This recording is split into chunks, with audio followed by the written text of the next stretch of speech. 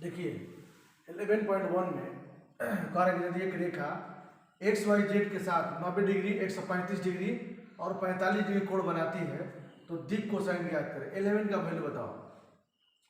ये 12th class का 11.1 exercise है, त्रिविमीय ज्यामिति, इसको 3 डायमेंशनल ज्योमेट्री कहा जाता है, राइट।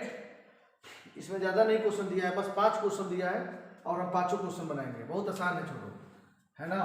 देखिए तो यानी कि अल्फा बराबर है 90 डिग्री और बीटा बराबर है ना 135 डिग्री और गामा बराबर जो है वो 45 डिग्री। त्रिविमीय ही ना छोटो, ये त्रिविमीय है ना, जिसका तीन गो विमाएँ हो। जैसे इसको x बोलते हैं, इसको y बोलते हैं और इसको z बोलते हैं। एक रेखा ये है ना, मान लो तो कोई रेखा है ना, x के साथ कितना डिग्री कोण बनाती है भाई 90 डिग्री का, चलो मान लेते हैं, मानना तो है।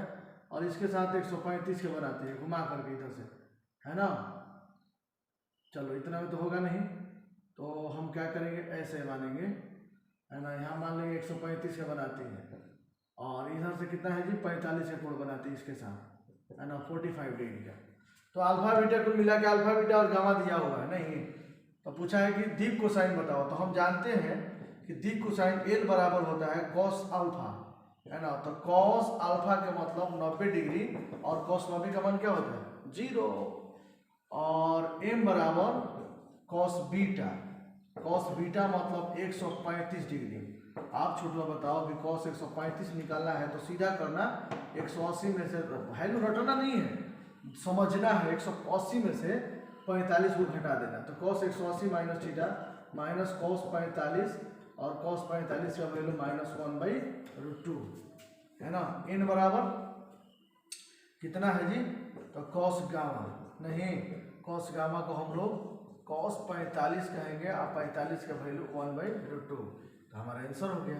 यानी l बराबर 0, m बराबर -1/√2 और n बराबर 1/√2 हमारा आंसर हो गया, है ना। ये तो जरूर लिखना है, ऐसे लिखना है, ठीक है। आंसर हो गया छोटो, ये हमने कहा कि मेरा आंसर आ गया। कह रहा है कि एक रेखा जो है वो अक्षों के साथ समान कोण बनाती है, ध्यान दीजिएगा, है ना। अक्षों के साथ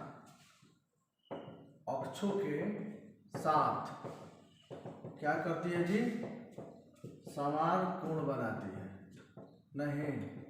इसका मतलब अल्फा बराबर बीटा बराबर कितना गामा।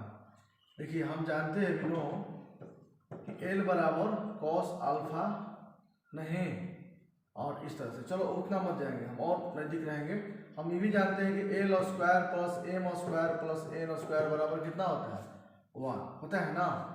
और हम ये भी जानते हैं कि एल को हम लोग कॉस अल्फा कहते हैं, तो cos square alpha cos square beta और कॉस स्क्वायर गामा बराबर नहीं, कितना होगा जी 1 होगा। और तीनों छोटों बराबर है, देखो दिया हुआ है, तो कहेंगे cos square alpha cos square alpha cos square alpha बराबर 1, तीनों को जोड़ देंगे तो 3 कॉस स्क्वायर अल्फा बराबर 1, कॉस स्क्वायर अल्फा बराबर 1/3, तो कॉस अल्फा बराबर प्लस माइनस 1/√3 नहीं। अब बताओ तो कॉस बीटा बराबर प्लस माइनस 1/√3 और कॉस गामा बराबर भी प्लस माइनस 1/√3 होगा। काहे तो काहे से कि तीनों के तीनों जो है बराबर है नहीं, अल्फा बीटा सब। यानी हम कहेंगे कि हमारा दिक कोसाइन जो है वैल्यू आ गया, एक ये है और एक ये है और एक ये है, हमारा आंसर हो गया नहीं। तो कंप्लीट। देखिए 3 नंबर क्वेश्चन में बोला है कि दिक अनुपात दिया हुआ है तो दिक कोसाइन ज्ञात करें, ठीक है। देखिए हम जानते हैं कि ए बी सी यदि दिक अनुपात हो, है ना, जिसको इंग्लिश में हम डायरेक्शन रेशियो कहते हैं, हो तो दिक कोसाइन जो है, दिक कोसाइन, है ना, जिसको डायरेक्शन कोसाइन बोलते हैं, एल बराबर ए बटा में रूट अंडर ए स्क्वायर बी स्क्वायर और सी स्क्वायर दिया है। ए के बदले में छोटू क्या है -18 बटा में रूट अंडर -18 का स्क्वायर प्लस 12 का स्क्वायर और -4 का स्क्वायर नहीं। तो इस तरह से -18 दिया है ना जी।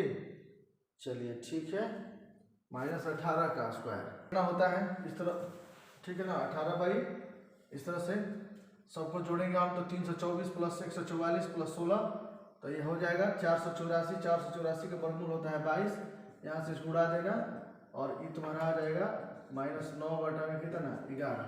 एल बराबर एम बराबर भाई कितना आएगा जी, तो सेम वैसे ही होगा है ना, 12 बटा में वही होता है बी बटा में रूट अंडर ए स्क्वायर बी स्क्वायर सी स्क्वायर, नहीं तो बी के बदला में कितना है 12 और बाकी ए स्क्वायर बी स्क्वायर सी स्क्वायर के बदला में तुम्हारा आ गया है 22। उड़ाओ उसको, 6 बटा में कितना 11, एन बराबर सी बटा में रूट अंडर ए स्क्वायर बी स्क्वायर सी स्क्वायर।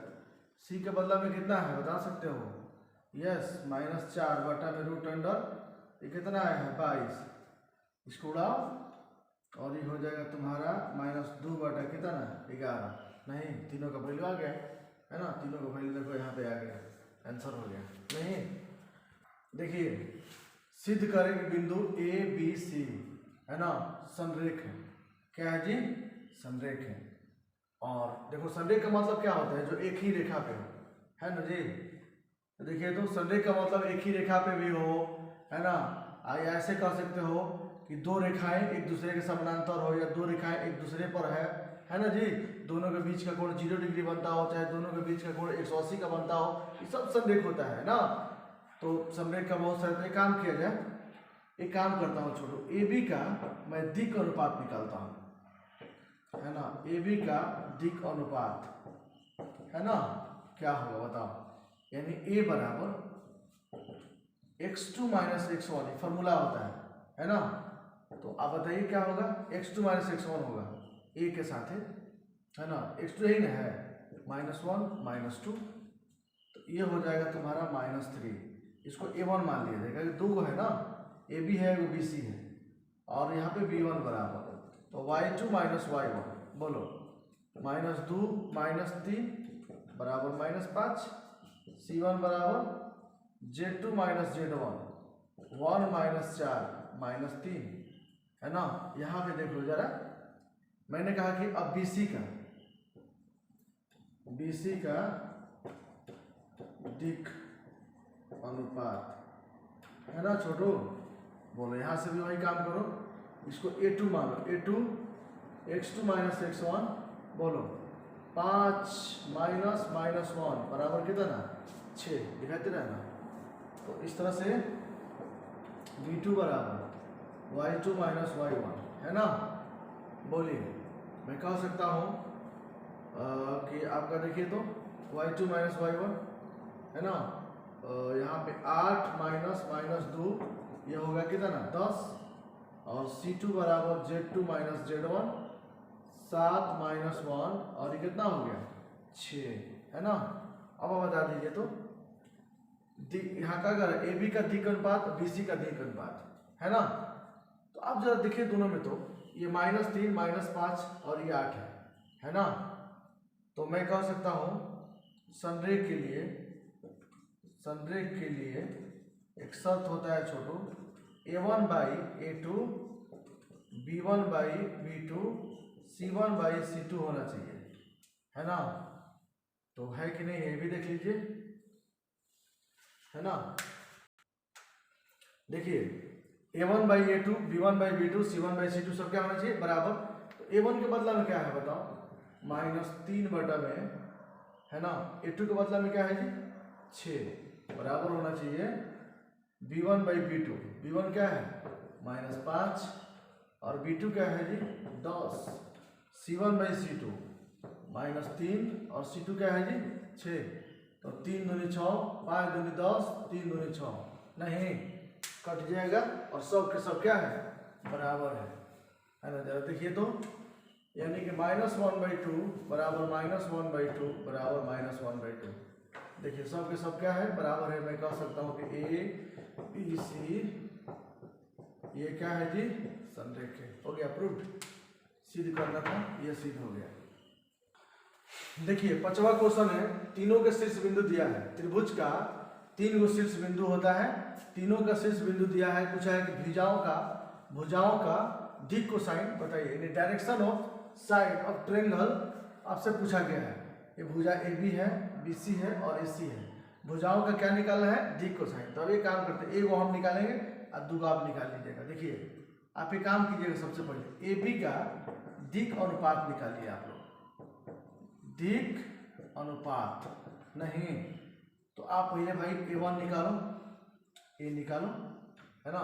चलो हम ए बी के निकाल रहा हूँ ना, ए कैसे निकालोगे जी, x2 माइनस x1, है ना। तो x2 ये आपका x2 हो जाएगा ना, -1 माइनस 3 माइनस 4, b बराबर y2 माइनस y1, बोलो 1 माइनस 5 माइनस 4, c बराबर 2 माइनस माइनस 4, ये कितना हो गया 6। यानी आपसे पूछा है कि दिक कोसाइन बताओ, दिक कोसाइन क्या होगा, यानी एल बराबर ए बटा में रूट अंडर ए स्क्वायर बी स्क्वायर सी स्क्वायर, नहीं एक बताओ तो ए क्या है जी, -4 बाई रूट अंडर, बता सकते हो, -4 का स्क्वायर प्लस बी के बदला में -4 का स्क्वायर और सी के बदला में, ठीक है, 6 का स्क्वायर, ठीक है। तो आप कह सकते हो यहाँ पे, बोलो कितना हो जाएगा, -4 बटा में रूट अंडर 16 प्लस 16 और प्लस 36, नहीं -4 बाई कितना होगा जी 6 है ना। तो इस कितना होगा -2 बटा रूट अंडर 17, दिख रहा है ना, ठीक है। ये हमारा हो गया एल बराबर, इसी तरह छोटू एम बराबर होगा बी बटा में रूट अंडर ए स्क्वायर बी स्क्वायर और सी स्क्वायर, ठीक है। बी के बदला में क्या है बता सकते हो, बी के बदला में है -4 बटा में 2 रूट 17 ए बी, तो ए बी कट जाएगा, -2 बटा में रूट अंडर 17, और इस तरह से छोटू एक और है, वो क्या है जी एन बराबर, तो सी बटा में रूट अंडर ए स्क्वायर बी स्क्वायर और सी स्क्वायर, सी के बदला में क्या है, सी के बदला में 6 बटा में 2 रूट 17, ये कटा दो, 3 बटा में रूट अंडर 17, हमारा आंसर हो गया। देखो तो एलिमेंट सब आ गया ना। तो हम कहा कि ए बी का दिक अनुपात निकाले हैं, आप बी सी निकाल लेना और ए सी निकाल लेना, ठीक है।